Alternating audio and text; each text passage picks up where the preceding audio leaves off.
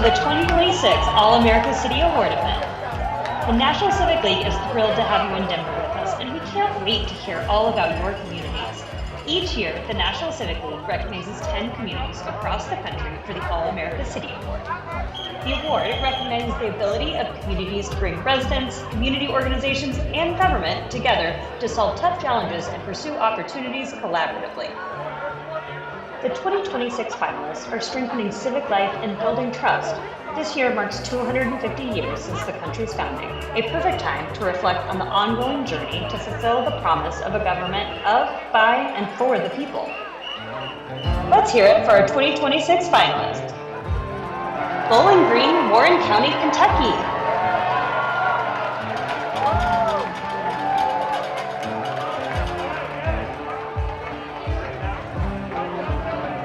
Chelsea, Massachusetts.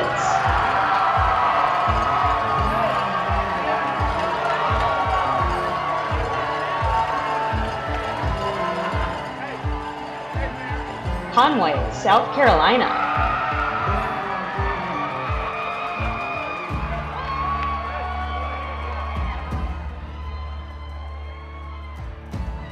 Franklin, Tennessee.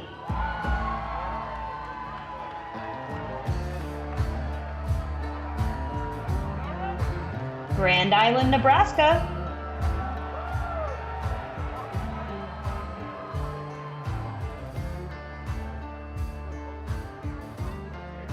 Harlingen, Texas.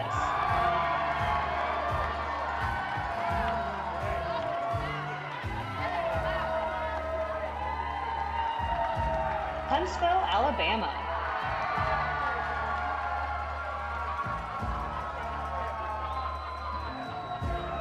Jinx, Oklahoma.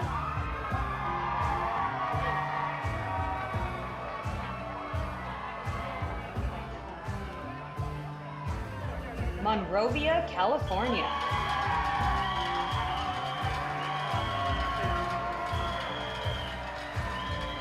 Montgomery, Alabama.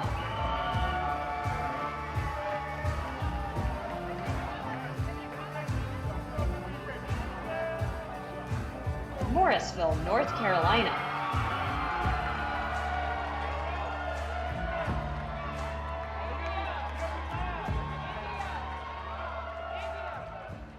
Norfolk, Virginia.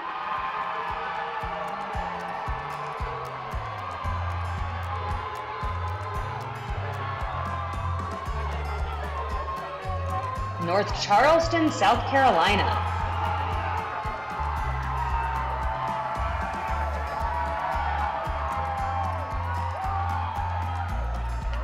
Opelika, Florida.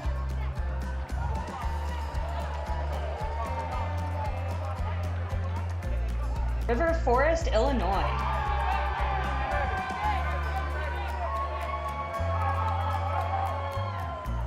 Riviera Beach, Florida.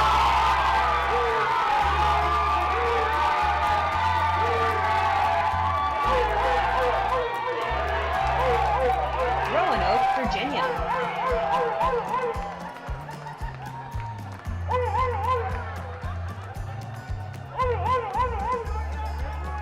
Stowe, Ohio.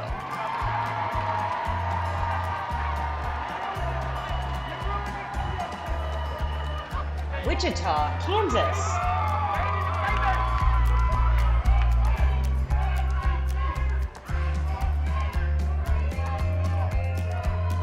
And Woodburn, Oregon.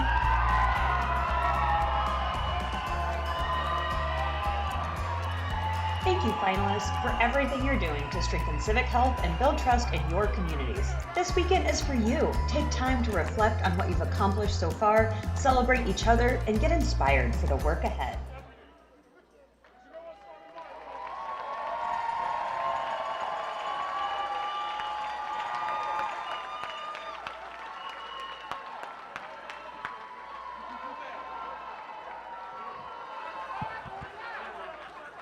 Welcome, All-America City finalists.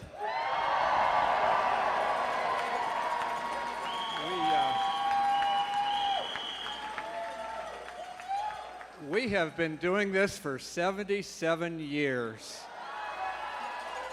And I don't know if I haven't been here that whole time, but I've never seen a crowd more enthusiastic than this one. So thank you.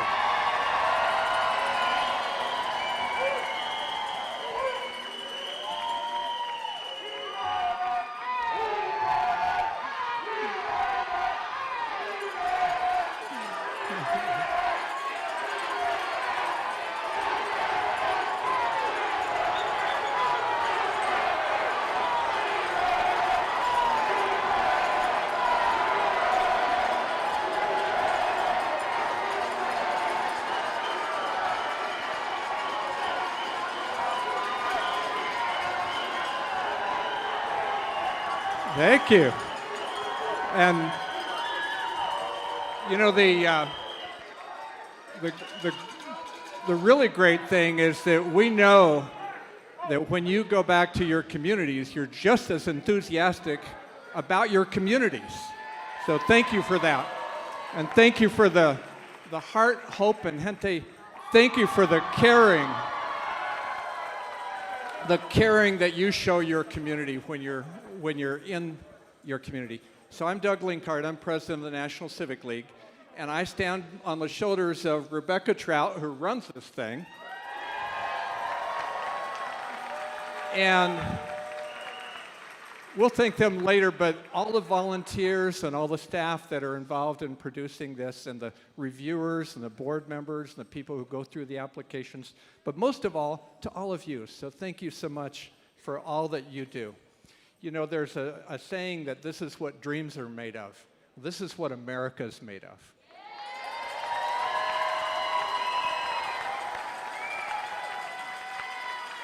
And Rebecca has learned to not put me on stage too much because I tear up a lot. Because there is nothing more patriotic, more uplifting, and for those of us who sometimes wake up in the morning and read the news or turn on TV, yuck, or social media, and see how sometimes we're not real pleased with what we see at the national level, but what's happening in our local communities throughout the country is amazing.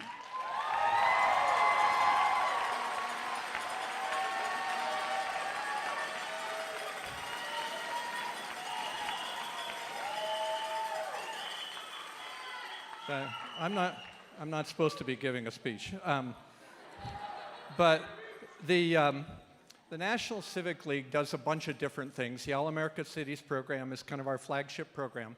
We've got 561 communities that have won over the years. Some of you have won before.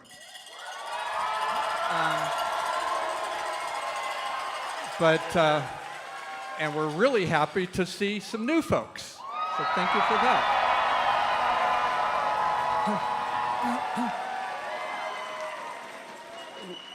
We also have programs on democracy innovation, because what we found is the traditional way of democracy, where you have a really dry city council meeting and you go to the microphone and you have 2 minutes at the microphone and you get social media and people are dreadful, doesn't always work.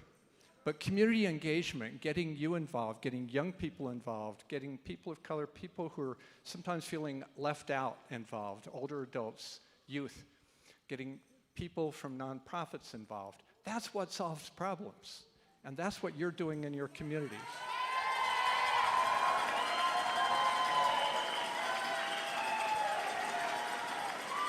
So we have a bunch of innovative stuff on our websites that is all free for you to use. And we tell stories. We tell stories about the work that you do. And we try to encourage others to copy what you do, because you're successful and they could be successful too. So we try to spread that word around the country and try to get that in front of the news so that people can feel positive about their communities as well. I want to acknowledge a few folks. There's a host committee that made tonight possible with the reception and everything. Charles Ozaki is a former board member. Christine Bernero from Mile High United Way is a former board member. Don Maris from Colorado Trust. Javier Alberto Soto from the Denver Foundation. Kyle Hibble from the El Pomar Foundation. Lexi Muller is here with us tonight, and she'll be on stage from Southwest Airlines. Lindy Eichenbaum-Lent from the Rose Community Foundation, and Santosh Ramdas from the Gary Ventures. So they helped make tonight possible. And do not miss. There's a couple things when you come that feel a little optional, and you want to go out on the town, but don't miss the Civic Action Fair. It's really a lot of fun. And then tomorrow night, the Cultural Entertainment Showcase, that's a lot of fun too. Come for that. That is really special. And most of all, please come tomorrow morning, I'm supposed to say this later, at 9 o'clock when we introduce the jurors and we launch the first presentation. And I know many of you will be practicing or whatever, but if you can, come at 9 o'clock. And please support your other communities throughout the day. You know, it's great in the halls to hear people cheering each other on. You know, we're all winners, right? So congratulate each other.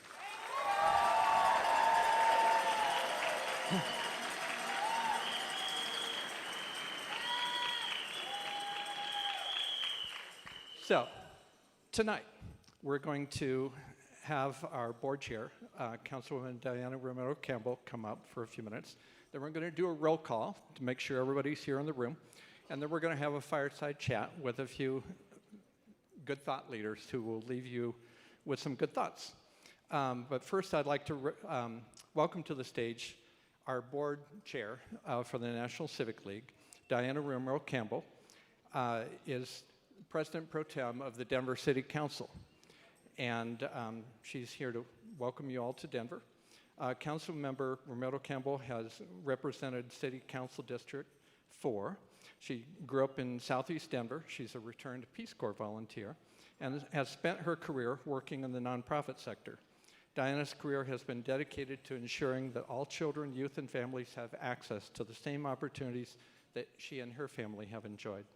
She understands the long game of public policy, having built a statewide coalition to raise the profile of family, friend, and neighbor care, laying the groundwork for early childhood education, youth development, and out-of-school time and family support. Diana understands at her core that change happens when you listen to all voices, treat everyone with respect and dignity, lift people up who have been historically marginalized, and follow the data as well as your heart. Thank you for everything that you do, Diana, and welcome to the stage.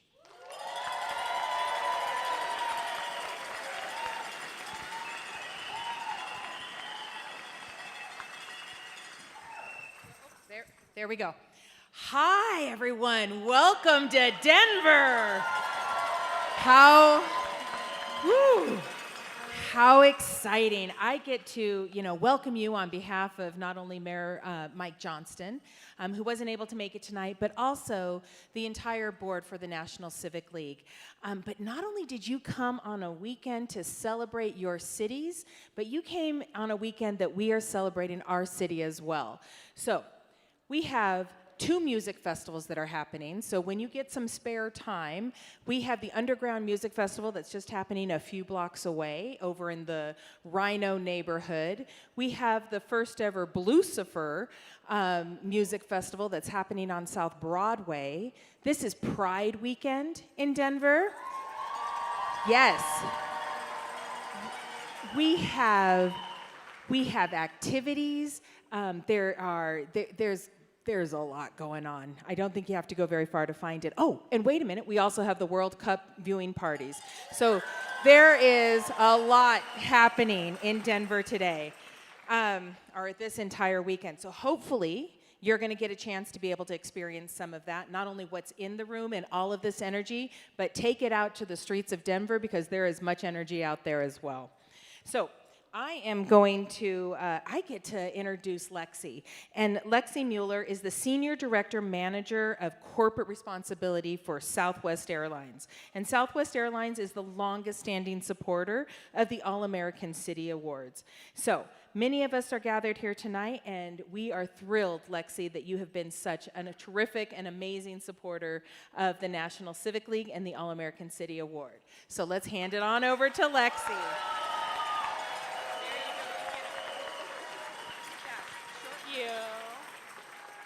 We are so grateful for your leadership. All right, good evening, everyone. I also get to welcome you to Denver. I am a proud Southwest Airlines employee, and I am from the great state of Colorado. And on behalf of Southwest Airlines, I am honored to welcome you to the National Civic League's All-America City Awards.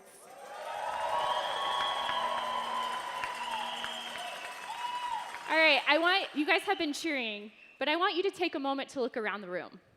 Take a pause. Look at these 20 communities.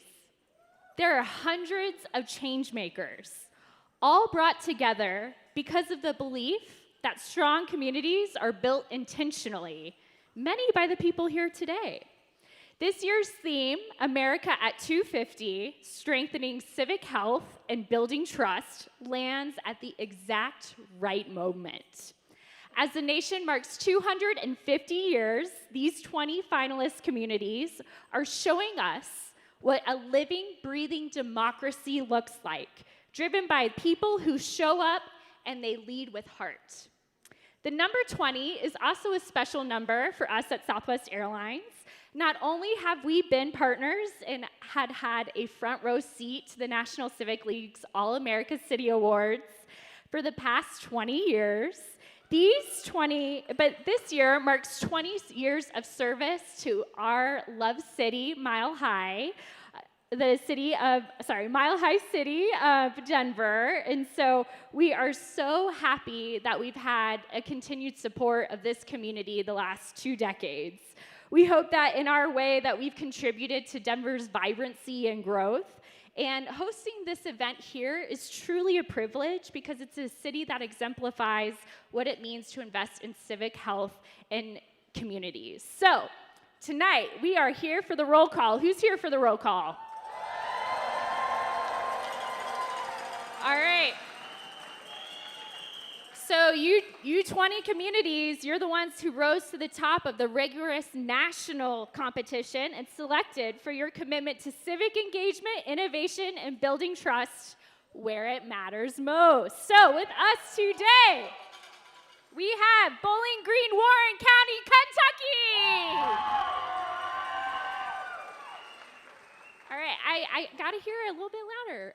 Do we have a Chelsea, Massachusetts?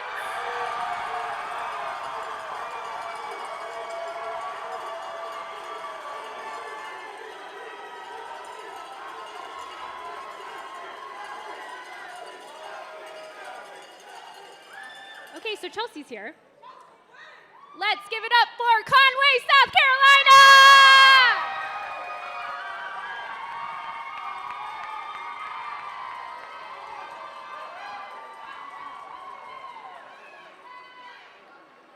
Well, greetings. I have to say, this is my first year being in the room with inflatables. Anybody else has seen inflatables before? All right, what about Franklin, Tennessee? Ow! Welcome. Grand Island, Nebraska. Ow! We see you, Grand Island. All right, let's stomp those boots for Harlingen, Texas.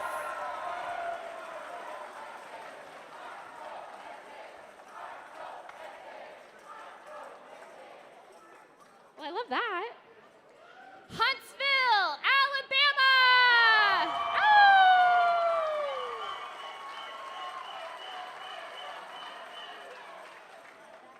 All right, give it up for the great community of Jinx, Oklahoma!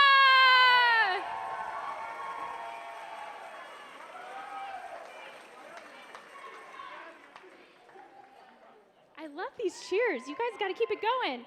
Let's give it up for Monrovia, California.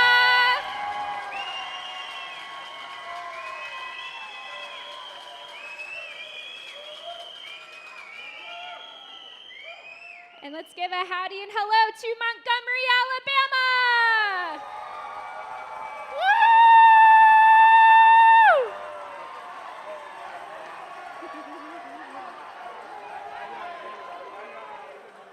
I think that's also the first roll call I've seen with someone sprints. All right, Morrisville, North Carolina.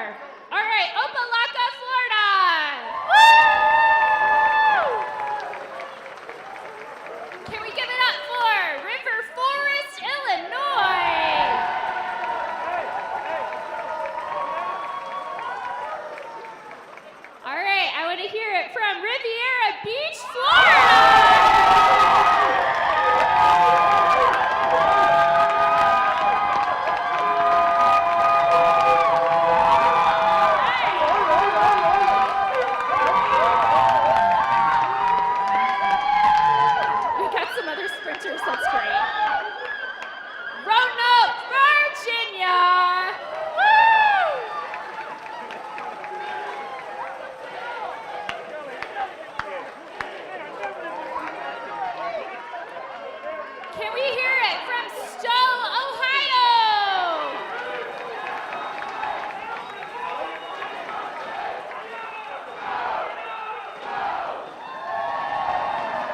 You go, Stowe. All right, we have a couple communities left. Can I hear it from Wichita, Kansas?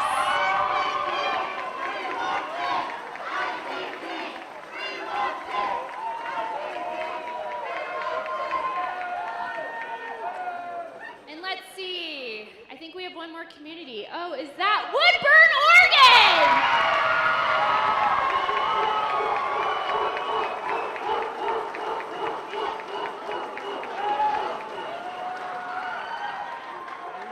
Well, you guys are great fun. I've had a blast. Southwest is proud to be the official airline of the National Civic League, and even prouder to have flown many of you here from your finalist cities. Connecting people to the moments and places that matters most, that's what we do every single day. And tonight is just the beginning. Over the next 2 days, you'll share your stories, learn from one another, and demonstrate to the rest of the country what civic leadership looks like in action. And this weekend, 10 of those communities will earn the All-America City Award and take that recognition home. So, thank you. Welcome to Denver. Let's have a great weekend.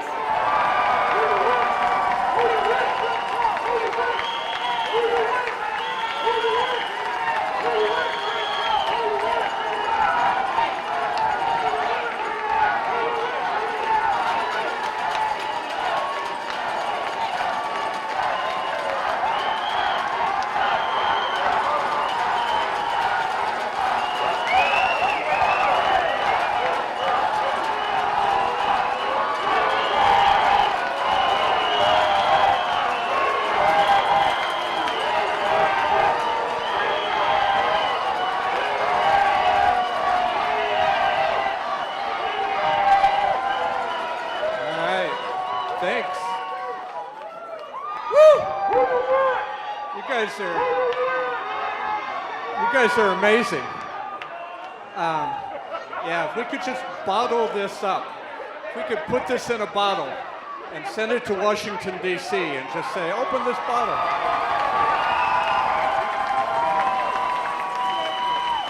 So, in addition to all the great finalist communities and all the great people from those finalist communities, we have some special guests in the house. This year we're partnering with a group called Poderistas, and it's a national nonprofit dedicated to informing, celebrating, and motivating Latinos through storytelling, convening, and organizing. They're hosting their 2026 Power Summit right here in conjunction with All America Cities. And the Power Summit, so it's a convening of Latino leaders from across the country, including nonprofit leaders, organizers, entrepreneurs, cultural influencers, and community builders. So bringing together members of the Poder Council, Partner Network, and Power Squad, the summit serves as a space to deepen relationships, share lessons and strategies, and strengthen the connections needed to advance Latino leadership and civic power for years to come. So we're really honored to have them here with us today. Would you stand up if you're here from Poderistas? Stand back.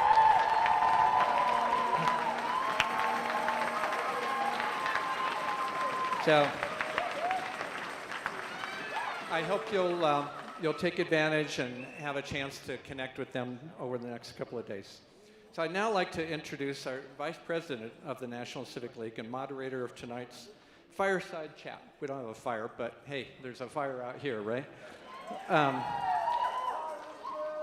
Matt Leininger is our Vice President. He's been one of the central figures in democracy thinking for over the last 20 years. More than 20 years, as a network builder, convener, author, commentator. He's written some books, researcher and practitioner. He has helped catalyze and connect the key developments in the recent evolution of democracy, including a lot of innovative things that are on our website. As a result of these varied experiences and roles, Matt is able to articulate a systemic analysis of citizenship. Somebody has to have brains in our outfit, right? And able to help people create more collaborative, participatory forms of democracy at a time when they are desperately needed. So welcome to the stage, Matt.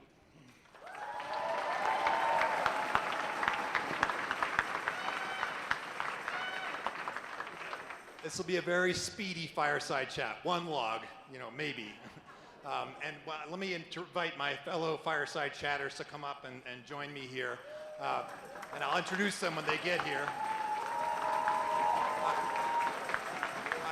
I first want to point out, though, that in the 77-year history of the National Civic League's All-America City Awards, I think this is the first time ever we've had not one, but two mariachi bands.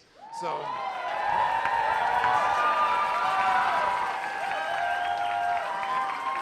And I think the inflatables are also a first-time appearance. I'm not sure who invited Michael Myers. You're scaring the children, or at least me. I don't know. But also, I wanted to make sure you know, to keep you entertained all day, after the Civic Fair, after the Civic Ideas Fair, we have a movie. We have an excellent movie that we'll be showing. It's a terrific movie. It's about an amazing initiative called Listening to the City, which happened right after 9/11 in downtown Manhattan, the largest town hall in American history. It allowed people in New York City to move on, to plan for the future of their city, to grieve, and to come together in the midst of an enormous tragedy. It's it's a gripping movie. The woman who actually organized that event, that whole initiative, Carolyn Lukensmeyer, is also here with us. She'll be able to introduce it to us and answer questions and those sorts of things. So don't miss it. That's tonight. So let me introduce my colleagues here. So starting in the middle, we have Kristen Bronner. Kristen has breathed new life into the National Issues Forum, which is a long-standing network of deliberation allowing people in communities all over the country for the last 20 years to grapple with big issues in their community and figure out how to make tough choices and take action. Her career is focused on helping communities and our democracy thrive by building partnerships, designing programs, and strengthening the civic infrastructure that enables people to talk, decide, and act together. Shamichael Hallman on the far end. He's written one of the great civic books of the last few years. It's called Meet Me at the Library, and it's based on his experience and his perspective as a senior director of civic health and economic opportunity at the Urban Libraries Council. He's a social, civic, and tech innovator. He was a 2023 Loeb Fellow at the Harvard Graduate School of Design. He explored how urban design and planning can make for socially inclusive cities. In 2021, he co-founded Libraries as Bridges, which focuses on evaluating how libraries build social cohesion, promote civic renewal, and advance the ideals of healthy democracy.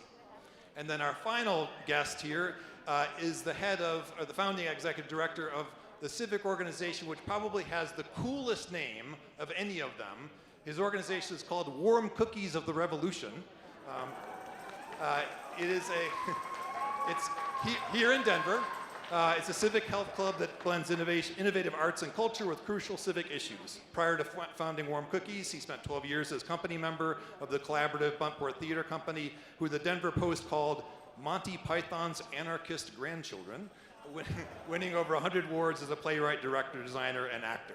His work with Warm Cookies includes creating over 400 arts-based civic programs, live events, installations, videos, music, and so on, including Tax Day, Carnival, Sunday School for Atheists, Civic Stitch and Bitch, The Culture, The Huddle, The Living Eulogies Project, Eco-Disaster Fashion Show, among others. Just the names there give you a sense of how entertaining they are. So thank you all for joining us. And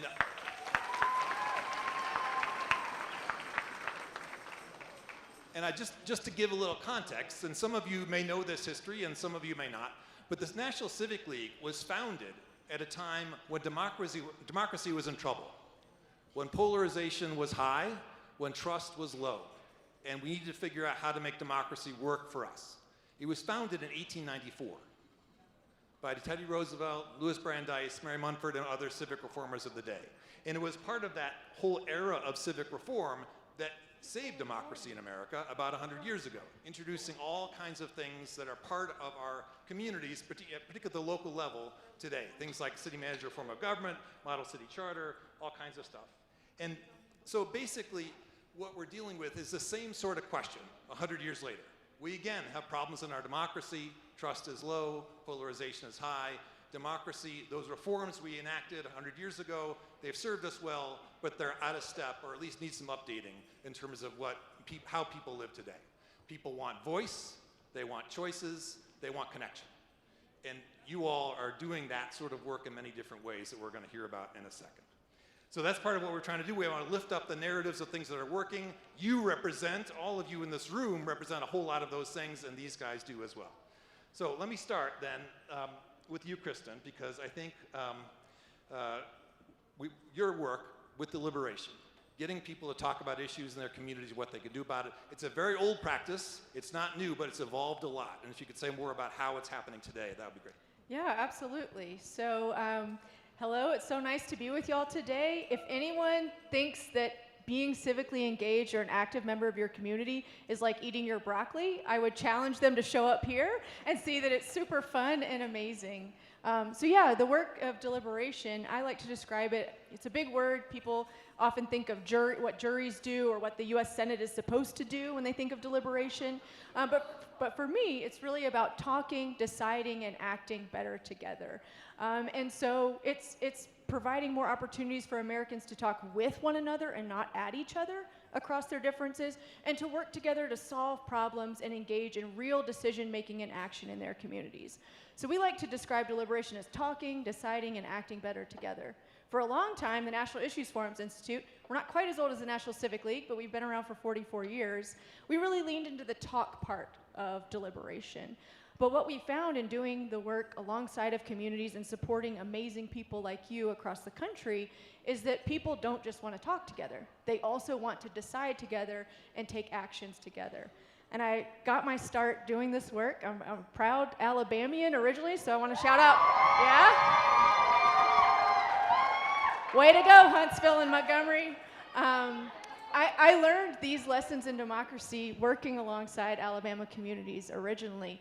And whenever we brought people together and worked alongside towns to deliberate together, the question that kept coming up was, what's next? What do we actually do together? How can we take action together in our communities?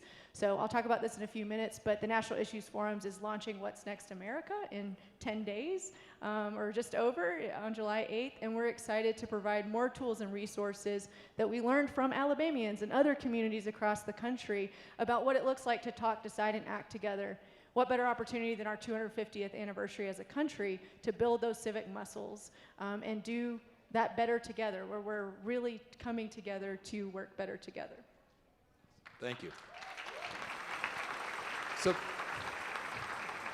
Shamichael, you would have thought over 100 years that the institutions that would have been most endangered in America, perhaps, would be libraries. They're organized around the written word, all these technological changes, all things that have happened, and yet I would think, and I think you've shown this, of all these institutions, libraries have kind of reinvented themselves most successfully to meet 21st century needs. So tell us, how did that library people in the room? Hey, there we go. Library card, show 'em. That's what's up. Yeah, I think all of the things that we see in libraries now, the resources, the programs, are a testament that the public library is an ever-evolving institution. It is always evolving, trying to understand the needs of the community, right? And in every wave of that evolution, one thing has remained the same, and that is access to information, right? Libraries and librarianship at its core is about helping people get access to information, understanding how to take that information in, and do it in a way that is free, that is accessible, and that respects your privacy. There's no technology company on the planet that can say all three of those things, but public libraries can, right? And libraries do that through so many ways. They do that through books, they do that through all sorts of resources, magazines, electronic resources, right? But the library is not just books. And when we reduce it to just books, we miss a much deeper civic function that the library is playing, that it is a place where people can just show up. Doesn't matter where you slept last night, doesn't matter what numbers or letters are behind your name, that it is just a place where you can be, right? And libraries have really leaned into that and are now places where you might see dialogue and deliberation happening. Maybe a place where you do see voting that is happening. Maybe a place where conversations with elected officials is happening. may even be a place where, where librarians and journalists are working with citizens to establish better solutions for their communities. And so this is the lens through which I see the library and through which I think many of you see the library as well.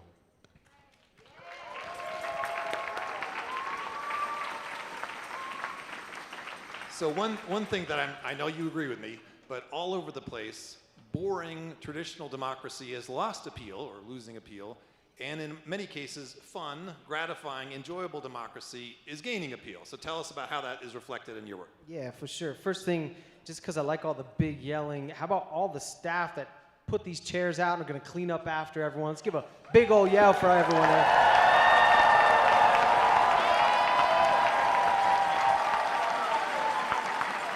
I love this. I was thinking about it'd be great if someone was here for like a tax accountant convention, but they walked into the wrong room. They would be very surprised by some of the things I'm looking at. The reason that I started Warm Cookies and got involved in this stuff is because maybe we'll just do it like this. Hoot and holler if in the past year you went to a mall, a place of worship, a sports venue, or some kind of artistic event. Okay, now this might not work out because you all are a bunch of civic nerds, but how many of you went to a meeting about water quality in your neighborhood? Yeah, oh yeah, this is the wrong crowd. Okay, well I want you to think about some of your neighbors on that. When you think about that the people that typically show up at school board meetings, at zoning meetings, and things like that, usually it's too late. They just found out about something, it's too late and the decision was already made. And then most of the time, regular people don't show up.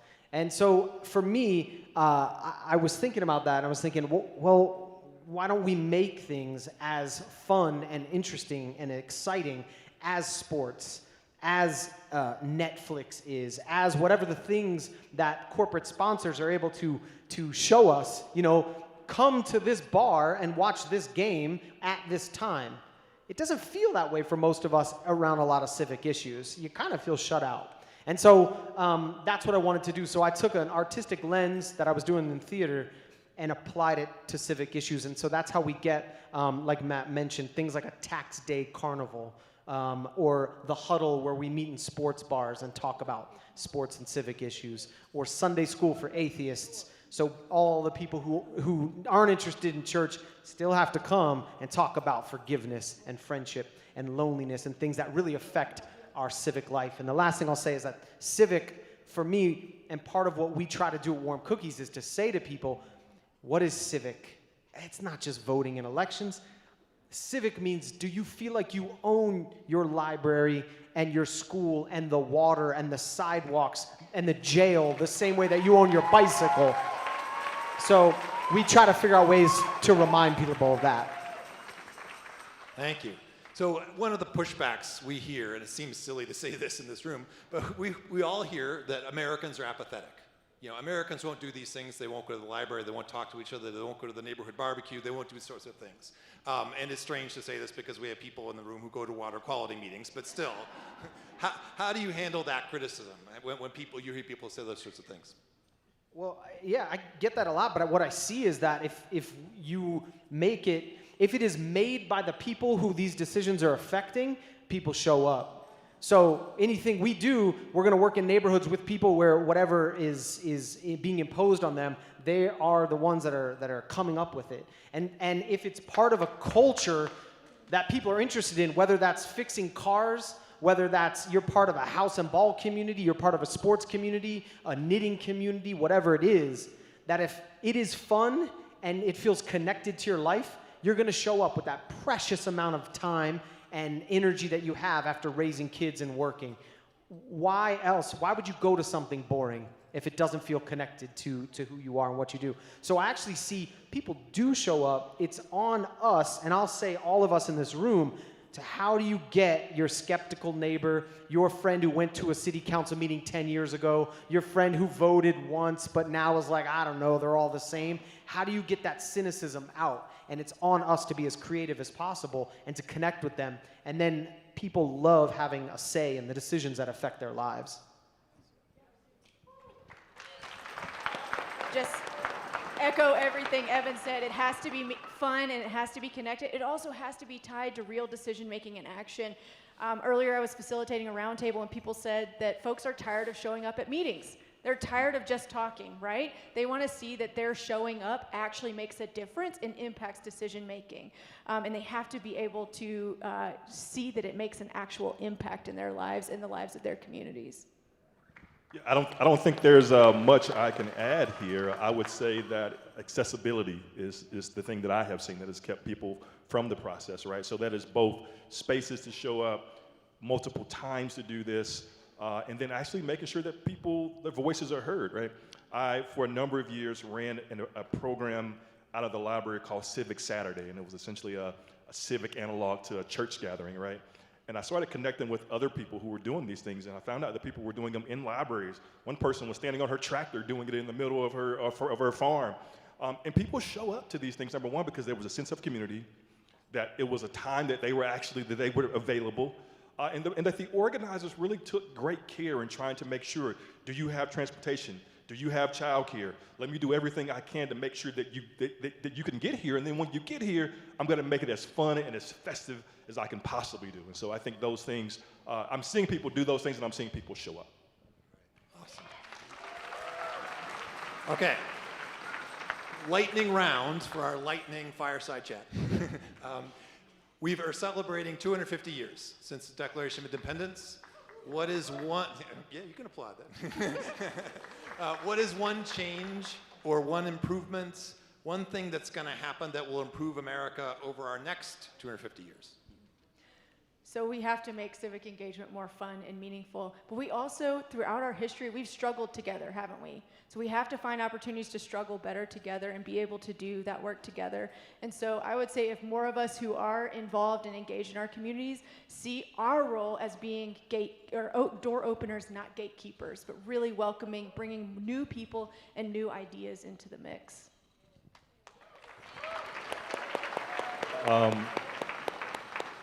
We must take care of our civic infrastructure, our parks, our libraries, our plazas, our community centers, the places where people are showing up. We must fund those places. They must be modern, they must be welcoming, they must be inclusive. We need to take care of these places, fund them well, invest in them. They will pay dividends beyond what we can imagine. I'd say for the next 250 years, we need to address in a very efficient and real way how our economic system and how racism have affected this country. And we can't allow the idea of a trillionaire should not be something that we allow in this country until everyone has a right to very basic, beautiful things as well.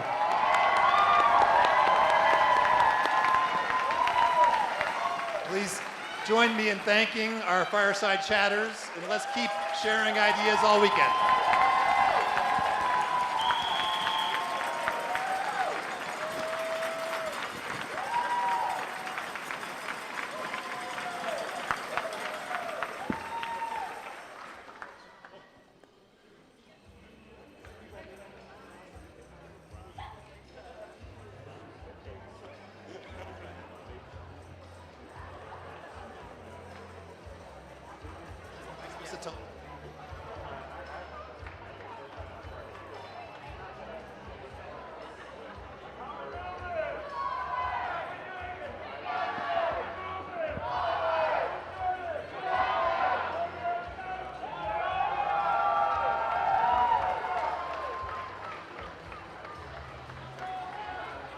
Thank you.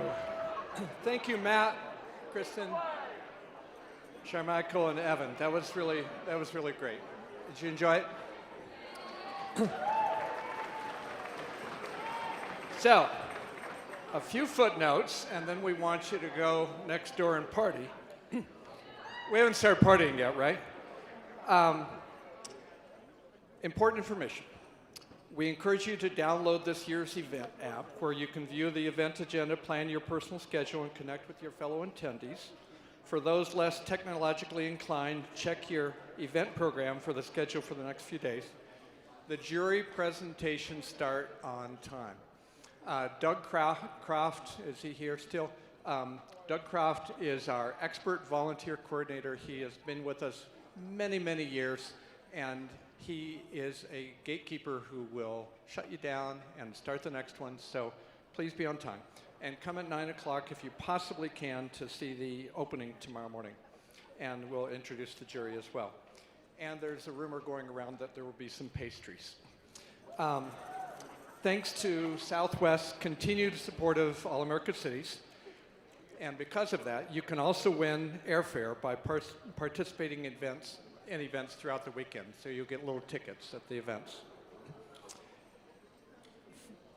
So this weekend is a special opportunity for you to connect with your community members and with each other from the finalist communities. We hope that you learn from each other and take back some ideas back to your community. So please do watch the other presentations. The jury takes notice of who's in the room. So if you can, at least send a few people to all the different presentations. And thank you for joining us for the opening session. We're down the hall for the Civic Action Fair.